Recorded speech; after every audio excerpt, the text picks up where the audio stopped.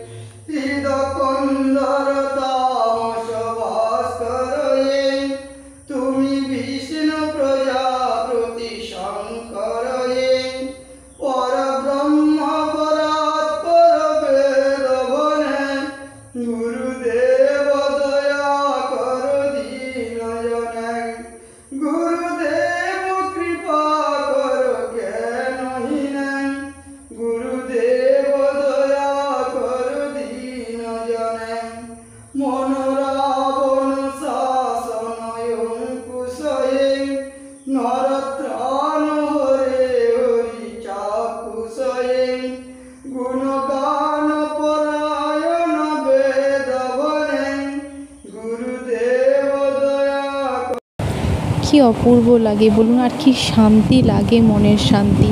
সত্যি কথা বলতে গেলে ভগবানের কাছে এসে যখন বসা হয়, এই যে মনের শান্তি, মনের তৃপ্তি, যেটা আপনি অন্য কোথাও কোনোভাবেই পাবেন না। তো এই যে ভগবানকে প্রকাণ্ড দেওয়া হয়েছে। তো চলুন ভিডিওটা প্রথম থেকে শেষ পর্যন্ত দেখুন।